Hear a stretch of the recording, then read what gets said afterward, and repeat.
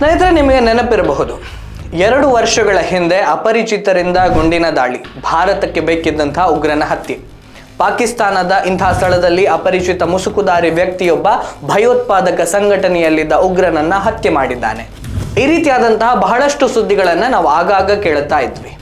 ಈ ಅಪರಿಚಿತರು ಯಾರು, ಎಲ್ಲಿ ಅವರು, ಯಾಕಾಗಿ ಭಯೋತ್ಪಾದಕರನ್ನ ಹುಡುಕಿ ಕೊಲ್ತಾ ಇದ್ದಾರೆ ಅನ್ನೋದಕ್ಕೆ ಇಲ್ಲಿಯವರೆಗೆ ಉತ್ತರ ಸಿಗಲಿಲ್ಲ. 2024ರಲ್ಲಿ ಅಪರಿಚಿತರ ಸುದ್ದಿ ಅಷ್ಟೇನು ಕೇಳಿ ಬಂದಿರಲಿಲ್ಲ. ಮೊನ್ನೆ ಮತ್ತೋರ್ವ ನಟೋರಿಯಸ್, ಅದರಲ್ಲೂ ಕೂಡ ಲಷ್ಕರ್ ಎ ತೊಯ್ಬಾದ ಉಗ್ರ ಸಂಘಟನೆಯ ಮುಖ್ಯಸ್ಥ, ಮುಂಬೈ ದಾಳಿಯ ರೂವಾರಿ ಹಫೀಜ್ ಸಯ್ಯದ್ನ ಸೋದರಳಿಯ ಅಬು ಕತಾಲ್ ಅಲಿಯಾಸ್ ಫೈಸಲ್ ನದೀಮ್ನನ್ನ ಹತ್ಯೆ ಮಾಡುವ ಮೂಲಕ ಮತ್ತೆ ಅಪರಿಚಿತರು ಆಕ್ಟಿವ್ ಆದಂತಹ ಸುದ್ದಿ ಗೋಚರವಾಗುತ್ತಾ ಇದೆ.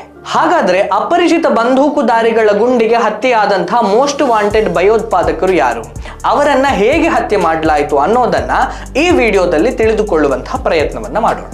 ಜಹೂರ್ ಮಿಸ್ತ್ರಿ ಕಂದಹಾರ್ ವಿಮಾನ ಅಪಹರಣ ಪ್ರಕರಣದಲ್ಲಿ ಪ್ರಮುಖ ಆರೋಪಿಯಾಗಿದ್ದಂತಹ ಮಿಸ್ತ್ರಿಯನ್ನ ಕರಾಚಿಯ ಅಂತಿರ್ ಕಾಲೋನಿಯಲ್ಲಿ ಬೈಕ್ನಲ್ಲಿ ಬಂದಂತಹ 2 ದಾಳಿಕೋರರು ಕೊಂದಿದ್ರು. ವಿಮಾನ ಅಪಹರಣದ ಸಮಯದಲ್ಲಿ ವಿಮಾನ ಪ್ರಯಾಣಿಕನಾಗಿದ್ದಂತಹ ರೂಪಿನ್ ಕತ್ಯಾಲ್ನ ಹತ್ಯೆಗೆ ಕೂಡ ಆತನೇ ಕಾರಣನಾಗಿದ್ದ.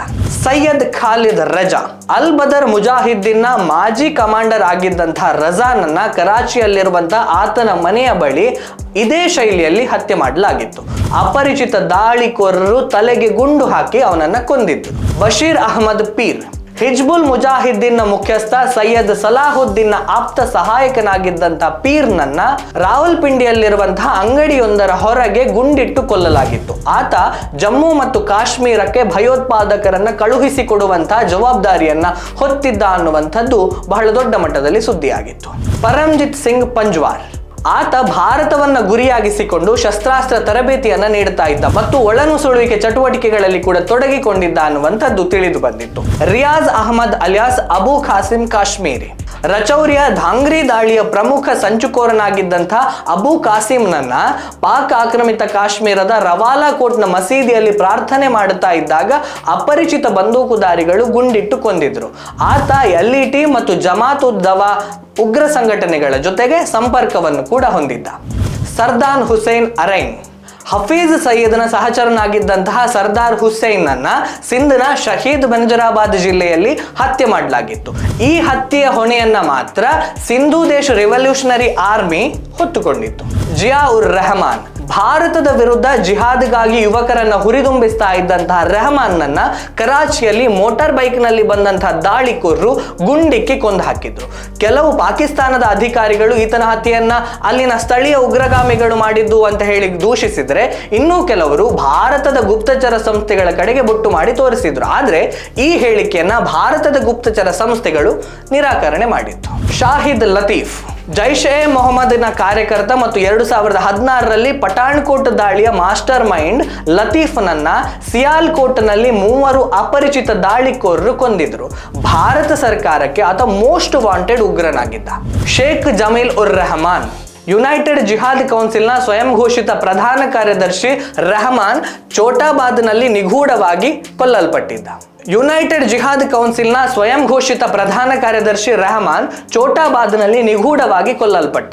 ಮೂಲತಃ ಪುಲ್ವಾಮಾದಿಂದ ಬಂದಂತಹ ಆತ ಕಾಶ್ಮೀರದಲ್ಲಿ ಅನೇಕ ಭಯೋತ್ಪಾದಕ ದಾಳಿಗಳನ್ನು ನಡೆಸಿದ ನಂತರ ಪಾಕಿಸ್ತಾನಕ್ಕೆ ಸ್ಥಳಾಂತರವಾಗಿದ್ದ. ಅವನು ತೆಕುಲ್ ಮುಜಾಹುದ್ದೀನ್ ಅನ್ನ ಮುನ್ನಡೆಸಿದ್ದ ಮತ್ತು ಕಾಶ್ಮೀರದಲ್ಲಿ ಸಶಸ್ತ್ರ ಜಿಹಾದ್ಗೆ ಕರೆಯನ್ನ ಕೂಡ ನೀಡಿದ್ದ. ಅಬು ಕತಾಲ್ ಅಲಿಯಾಸ್ ಫೈಸಲ್ ನದೀಮ್, ಭಯೋತ್ಪಾದಕರ ಸಾವಿನ ಸರಣಿಯಲ್ಲಿ ಇತ್ತೀಚಿನ ಹೆಸರು ಭಾರತದ ಮೋಸ್ಟ್ ವಾಂಟೆಡ್ ಭಯೋತ್ಪಾದಕ LETಯ ಉನ್ನತ commander Abu Qatal alias Faisal Nadeem. March 16ರಂದು ದಿನಾ ಪಂಜಾಬ್ ವಿಶ್ವವಿದ್ಯಾನಿಲಯದ ಪಕ್ಕದಲ್ಲಿರುವಂತಹ ಜೀನನ್ ಹೋಟೆಲ್ನ ಬಳಿ ಬಂದೂಕುದಾರಿಗಳು ಹಿಂದಿನ ಹತ್ಯೆಗಳ ಮಾದರಿಯಲ್ಲೇ ಇವನನ್ನು ಕೂಡ ಇಲ್ಲವಾಗಿಸಿದ್ದಾರೆ. ಆತನ ಮೇಲೆ 15ರಿಂದ 20 ಸುತ್ತು ಗುಂಡುಗಳನ್ನು ಹಾರಿಸಲಾಗಿದೆ. ಆತನ ಭದ್ರತಾ ಸಿಬ್ಬಂದಿಗಳನ್ನು ಕೂಡ ಕೊಂದಿದ್ದಾರೆ. ಕತಾಲ್ 26/11 ದಾಳಿಯ ಮಾಸ್ಟರ್ ಮೈಂಡ್ ಆಗಿದ್ದಂತಹ ಹಫೀಜ್ ಸಯೀದ್ನ ಸೋದರಳಿಯ ಮತ್ತು ಆತನ ಅತ್ಯಂತ ವಿಶ್ವಾಸಾರ್ಹ ವ್ಯಕ್ತಿಗಳಲ್ಲಿ ಒಬ್ಬನಾಗಿದ್ದ. ಆತ ಜಮ್ಮು ಮತ್ತು ಕಾಶ್ಮೀರದಲ್ಲಿ ಭಯೋತ್ಪಾದಕ ದಾಳಿಗಳನ್ನು ನಡೆಸುವಲ್ಲಿ ಸಕ್ರಿಯವಾಗಿ ತೊಡಗಿಸಿಕೊಂಡಿದ್ದ ಅನ್ನುವಂಥದ್ದು ಬಹಳ ದೊಡ್ಡ ಮಟ್ಟದಲ್ಲಿ ಸುದ್ದಿ ಆಗುತ್ತಾ ಇದೆ. ಈಗ ಪಾಕಿಸ್ತಾನದ ಭಯೋತ್ಪಾದಕರ ಜಾಲದಲ್ಲಿ ಅಕ್ಷರಶಃ ತಲ್ಲಣ ಉಂಟಾಗಿದೆ. ಮೋಸ್ಟ್ ವಾಂಟೆಡ್ ಉಗ್ರರು ಒಬ್ಬರ ನಂತರ ಒಬ್ಬರಂತೆ ಅಪರಿಚಿತರ ಗುಂಡಿನ ದಾಳಿಗೆ ನಿಗೂಢವಾಗಿ ಹತ್ಯೆಯಾಗುತ್ತಾ ಇದ್ದಾರೆ. ಎಲ್ಲಿಯವರೆಗೆ ಅಂತ ಹೇಳಿದ್ರೆ, ಈ ಸರಣಿ ಹತ್ಯೆಗಳ ಮಿಸ್ಟರಿಯನ್ನ ಭೇದಿಸಲಿಕ್ಕೆ ಇಂದಿಗೂ ಕೂಡ ಪಾಕಿಸ್ತಾನದ ಪೊಲೀಸರ ಕೈಯಲ್ಲಿ ಸಾಧ್ಯವಾಗುತ್ತಾ ಇಲ್ಲ. ಭಾರತಕ್ಕೆ ಬೇಕಾಗಿರುವಂತಹ ಮೋಸ್ಟ್ ವಾಂಟೆಡ್ ಭಯೋತ್ಪಾದಕ ಲಷ್ಕರ್ ಎ ತೊಯ್ಬಾದ ಮುಖ್ಯಸ್ಥ ಹಫೀಜ್ ಸಯೀದ್ಗೆ ಈಗ ಪಾಕಿಸ್ತಾನದ ISI ಬಿಗಿ ಭದ್ರತೆಯನ್ನ ಕೂಡ ಕೊಟ್ಟಿದೆ ಅನ್ನುವಂತಹ ಸುದ್ದಿ ಕೇಳಿ ಬರ್ತಾ ಇದೆ. ಅಷ್ಟರ ಮಟ್ಟಿಗೆ ಈ ಅಪರಿಚಿತರು ಪಾಕಿಸ್ತಾನದಲ್ಲಿ ತಲ್ಲಣವನ್ನ ಸೃಷ್ಟಿ ಮಾಡಿದ್ದಾರೆ. ಏನೇ ಹೇಳಿ, ಅಪರಿಚಿತರ ಈ ಕಾರ್ಯಾಚರಣೆ ಮುಂದೆ ಚರಿತ್ರೆಯ ಪುಟಗಳಲ್ಲಿ ದಾಖಲಾಗುವುದಂತೂ ನಿಶ್ಚಿತ ಅನ್ನೋದರಲ್ಲಿ ಎರಡು ಮಾತಿಲ್ಲ. ಸ್ನೇಹಿತರೆ, ಇದಿಷ್ಟು ವಿಷಯ. ಮುಂದೆ ಮತ್ತೊಂದು ವಿಷಯದ ಜೊತೆಗೆ ನಿಮ್ಮ ಮುಂದೆ ಬರ್ತೇನೆ. ಅಲ್ಲಿಯವರೆಗೆ ನಮಸ್ಕಾರ.